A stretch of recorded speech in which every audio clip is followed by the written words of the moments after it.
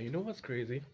It was January last year where there was this huge promotion of the types of videos where people were like telling you it's perfect time to become a YouTuber. It's the perfect time to start a channel. This was back when TikTok was there was this huge uncertainty with TikTok where um you know there was they talk about shutdown and they were forcing TikTok to be sold, so people wanted to know where to go. And on YouTube was pushing these types of videos that were saying, it's a perfect time to become a YouTuber, and those videos will get like hundreds of millions of views.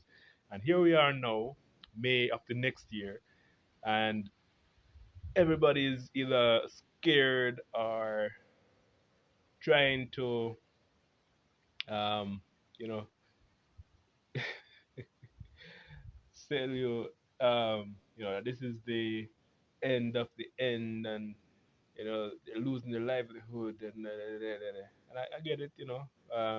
This is the way that a lot of people make their money, but YouTube has always been like this, man. I remember as far back as the apocalypse when PewDiePie uh, kicked off a chain of events that led to where we're at now, in a sense. So YouTube has always been like this, and as one of those people who is not monetized right now, because I'm stuck to be a YouTuber, but YouTube has always kind of been this place where um, this week they'll say one thing, next week they'll say another thing. I've noticed too that the only place that you really see consistency are them getting really strategic with what they do is their ad placements. Because I'm noticing that the ad placements are getting better and better, but the platform itself is is becoming inundated with you know there's not it's not it, but I'm still posting, right? Because I was never monetized on this channel. So my thing is, I've always been kind of horrible at being a YouTuber. So I just post because I feel like posting. Not that I wouldn't want to be monetized, but monetization seems like a huge stressful thing because you could, like, all right, let's say you get to a point where you've gone through the hurdle, you are monetized and everything. Cool. After that, what happens?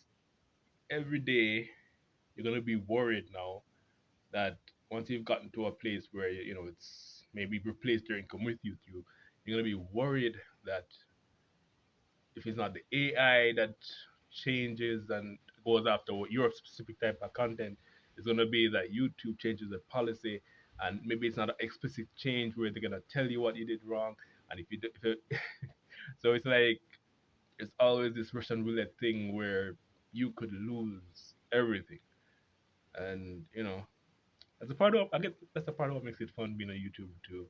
It always keeps you on your toes, and you can just know that you could wake up one day and lose everything, right?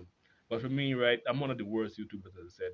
I have reached the threshold of 2,000 videos, and I'm at 2,000 subscribers.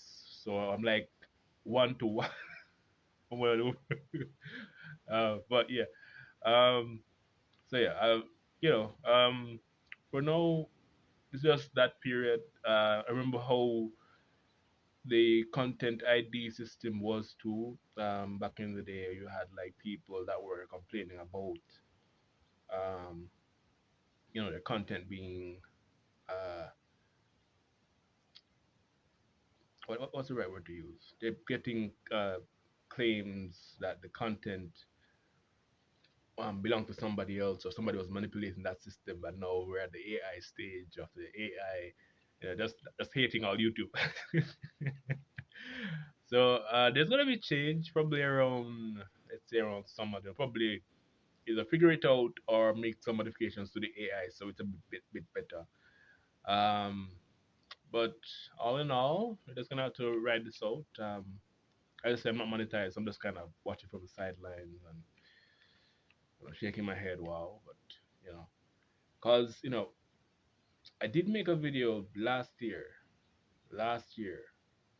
saying this that in January when the whole ByteDance Trump thing was happening that there was it was a bit strange at the time. I understand that they wanted to get the numbers in, but there's always gonna be a day when the bottom of the barrel falls out. And is this it? I don't know. Maybe this is just like a hole in the bottom of the barrel. You can still maybe like look through, but still able to carry some water. So we'll see how it goes. If they do decide to keep this up, a lot of the YouTubers may decide to go to other platforms. The problem with that, YouTube has always been known to pay the best, so they'll probably find other ways to kind of monetize their content, whether that be they're still getting the views, they may decide to,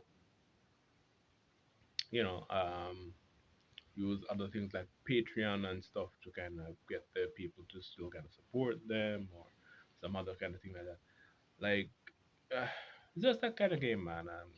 Yeah, YouTube has always been kind of fun that way. But yeah, so even after this gets resolved, it's gonna be another issue, um, and I don't know how that one's gonna be.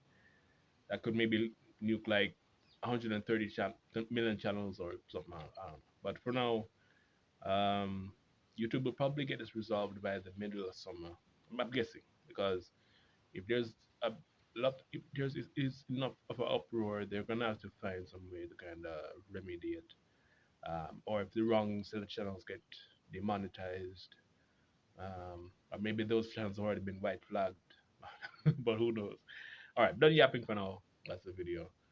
We'll see you on the other side of this inauthentic apocalypse. All right.